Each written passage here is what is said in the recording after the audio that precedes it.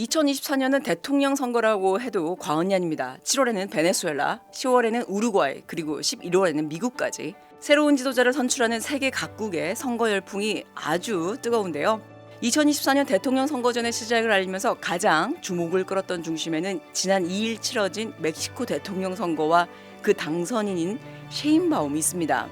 멕시코 헌정사 200년 만에 첫 여성 대통령이 된 클라우디아 셰인바움. 남성 우월주의 국가로 알려진 멕시코에서 압도적인 유권자들의 선택을 받아서 놀라움과 충격을 주었고요. 멕시코 최고 권력의 유리천장이 처음으로 깨졌다는 평가와 함께 서방 언론들은 이를 두고 이정표적 선거라고까지 표현했습니다. 여러분들, 득표율도 정말 놀라웠는데요. 집계 결과 셰인바움 후보가 약 60%를 기록해서 소치틀 갈베스 후보를 압도적으로 누르고 당선이 됐죠. 과연 셰인바움은 누구이고요? 어떻게 멕시코의 첫 여성 대통령이 되었는지 조금 더 알아볼까요? 셰인바움 당선인은 수도 멕시코시티의 시장을 지낸 엘리트 정치인입니다. 과학자 부모님 사이에서 태어난 그녀는 멕시코 국립자치대에서 물리학과 공학을 공부했고요. 박사학위까지 받은 후에 에너지 산업과 기후 관련 전문가로 성장했습니다. 남편인 헤수스 마리아 타레와와는 대학 시절 처음 만났다고 하는데요. 이후 연락이 끊겼다가 2022년 연인 관계로 발전하고 2023년에는 결혼식을 올렸으니까 지금은 달콤한 신혼생활이라고 할 수 있죠. 여러분들, 60 환갑의 나이에 결혼을 한 이분 특별한 삶을 사시는 거는 확실하죠. 결혼한 지 1년 만에 아내가 대통령이 됐으니까 이 남편분 대통령의 남편이 될 운명이 아닐까 싶습니다.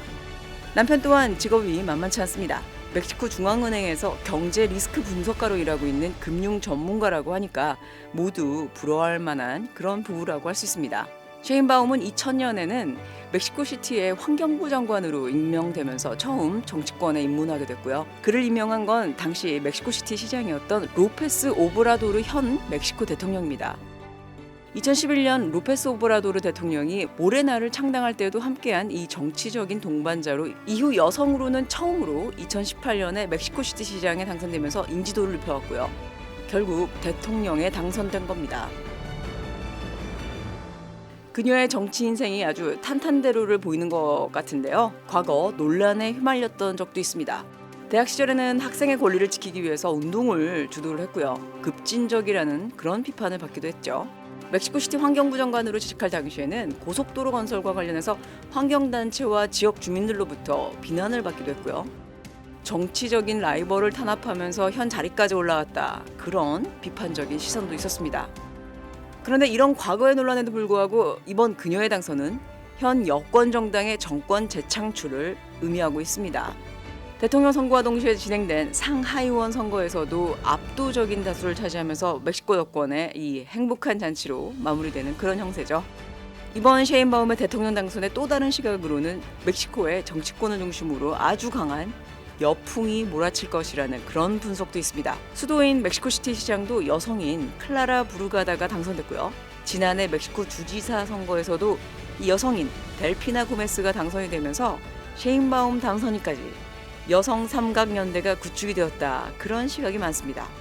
자, 여러분들, 마초의 나라라고 불리는 멕시코에 부는 이 여풍의 방향은 어디로 향할지 정말 기대가 되는데요. 셰인바움 당선인은 온건한 이민정책, 친환경 에너지 전환, 공기업 강화 등 현 정부의 정책을 승계하면서 발전시키겠다는 약속을 공약으로 표명했습니다.